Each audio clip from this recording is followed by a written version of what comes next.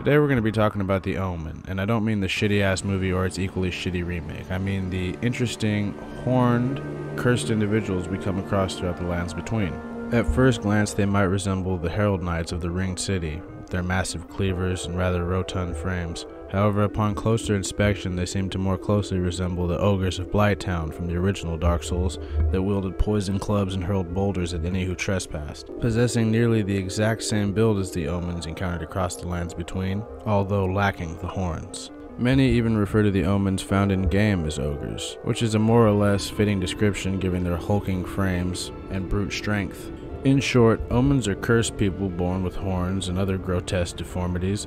They are almost entirely ostracized by society. Those born with this supposed curse have their horns removed in infancy, often but not always resulting in the child's death. Those that were lucky enough to survive this were then enslaved and raised as warrior slaves. Even the weapons granted to these beings when they reached the heightened status of warrior slave were imbued with a type of malediction that would deteriorate the weapon if it needed to be taken from the Omen soldiers. These Omen soldiers were used similarly to the equally enslaved misbegotten and trolls we see throughout the lands between as heavy fighting units.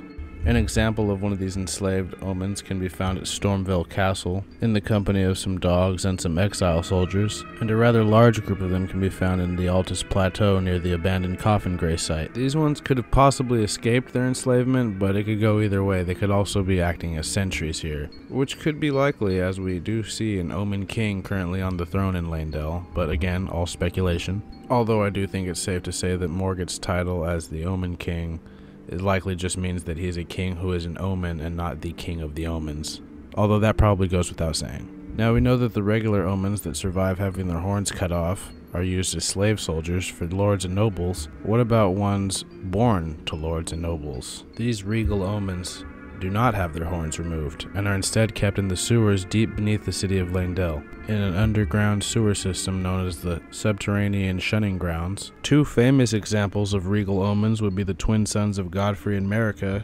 Morgott the Omen King and Mog the Lord of Blood, who I believe to be the adult versions or the full-sized versions of the fell twins that we fight at the Lanedale Divine Tower, although again just speculation. The rest of the Shunning Grounds are filled with what is likely several lesser royal omens, or possibly just omens that were born down there, as these brutes all still have all of their horns, as opposed to the ones we find elsewhere that are all lacking their horns. And it would definitely line up with the regal omen baron description that says that all these royal ones don't have their horns removed and are kept underground. It would also explain why you might be able to find two particular omens down in the sewers worshipping at what appears to be a statue of Marika, which could imply that some of these omens down here are descendants of maybe Numen women who happen to be loyal to Marika. The Omen Affliction itself could be seen as some sort of meddling by an outer god of some kind, or it could be a rotting in some manner of the Erd Tree. Some even have alleged that it's a sign that the age of the Erd Tree should end. However, if we look at things like the budding horn which is found on herbivores, the description suggests a possible connection with the Crucible of Life, the ancient form of what the Erd Tree used to be, and of course the namesake of the Crucible Knights. Following that thread takes us to the Crucible Knot Talisman, which shares most of its text with the Crucible Scale and Crucible Feather talismans. A talisman fashioned from a bony knot that embodies the aspects of various creatures, said to have grown on the human body long ago.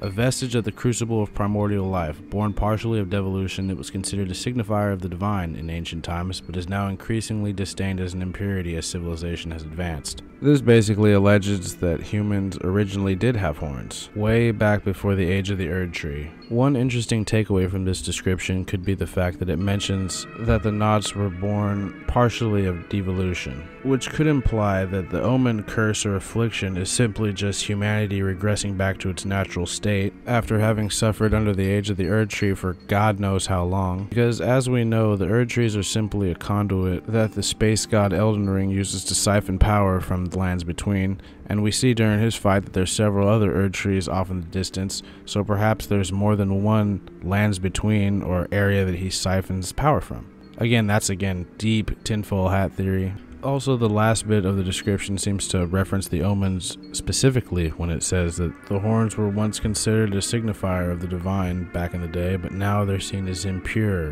and cursed. Now, If that doesn't sound like they got dealt a fucked hand, it gets even worse, or better depending on who you are. There was also a whole order of warriors and perfumers dedicated to hunting down and killing these poor bastards. It is said that the average omen is plagued by nightmares, hosted by evil demonic-looking horned spirits. The order of Omen Killers, founded by a Rollo, fashioned masks like these, and wore them as a point of pride as they carried out their nightmarish work using literal cleavers made from the severed infant horns of dead omens. The Omen Killers were literally as metal as it gets. Another interesting observation is that some of the sewer omens seem to possess one of those cleavers I mentioned earlier, suggesting that these horned royal omens were also used as warriors in some regard, and we do in fact see the particularly famous example of an omen I mentioned earlier, Morgott the Omen King, or Margit the Fell Omen. In the opening cinematic we see he's bested Radahn, or at least he's pinned him. Well, we do know that Radahn was in fact drove back from the capital, so I think it's safe to say that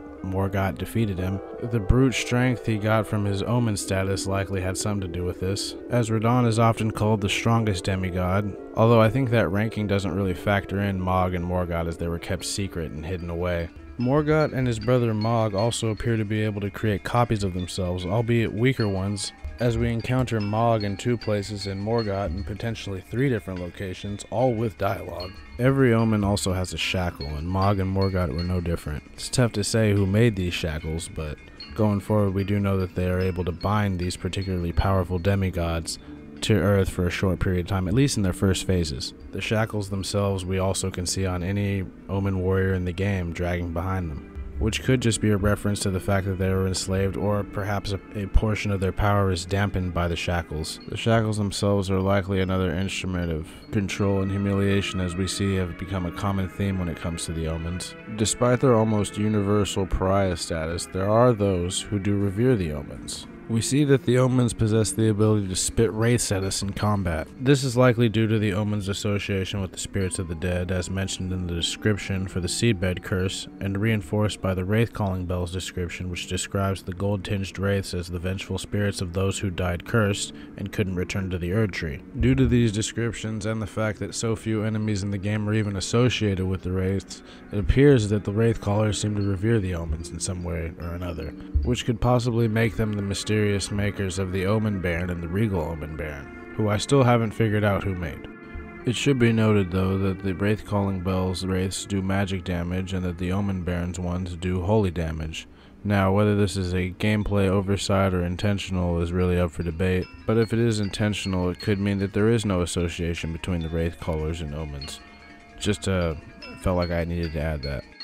There's also the Dung Eater, a legendary tarnished who was said to have possessed the heart of an omen without the body to match. He clearly appears to feel some sort of spiritual kinship to the omens, having been imprisoned in the sewers, and refers to himself as cursed by America, although this could be referring to his tarnished status. There's also the fact that he wishes to curse the world, which you the player can help him do if you so desire. Shit, it's the only ending I see that actually has actual equality for everyone. There's also a lot more to the Dung Eater's motives and morals that probably warrant a whole video, but popular theory I saw was that he was the parent of a child that was born an omen, and likely the kid died when they cut the horns off.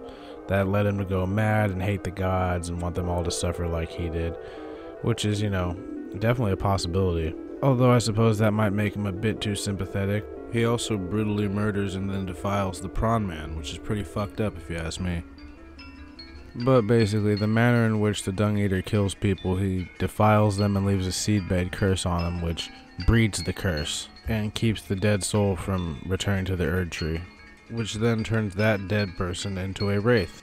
And the last thing is, earlier in the video I alleged that the Fell Twins boss fight was actually a young version of Margit the Fell, or Morgott, and his brother Mog. There isn't a whole lot of evidence really to support this, other than the fact that they're guarding the tower in which you use to activate their respective great runes. They're a pair of omens that are explicitly named twins, just like Mog and Morgott, and it appears they still have their horns. They're also the only 2 bosses known to have shown to create apparitions of themselves, so why wouldn't they be able to create an apparition of younger versions of themselves to guard a specific place, perhaps where they were kept for a long period of time? It's really just speculation, as I love to say, but that's what makes it so fun. So in conclusion, the omens are just people born with horns and considered cursed from birth, ostracized by society, and used only for their brute strength in the form of warrior slaves. They're pretty much treated horribly. They're only revered by the wretches of society. Although in actuality the curse itself could be a sign of the crucible seeping back into humans. And when an omen dies, apparently his spirit does not return to the Erd tree. Same as when the Dung Eater kills someone and defiles their body, which may have something to do with their ability to spit wraiths. I'm trying to make these videos a little more organized as I go, but I hope you liked it. I hope you found it informative. Yeah, if you liked it, please like and subscribe. Comment if I missed anything. Comment if I misinterpreted anything, if I got anything wrong, or just if you have any alter theories. I like discussing shit in the comments. But I'll see you next time. Thanks for watching. Serves me right. Fitting bloody hell. For a jumped up little shit with big ideas. Help me out. Would you, mate? I don't want to get cursed. Just let me die. I don't want to live like this. Not anymore. So, please.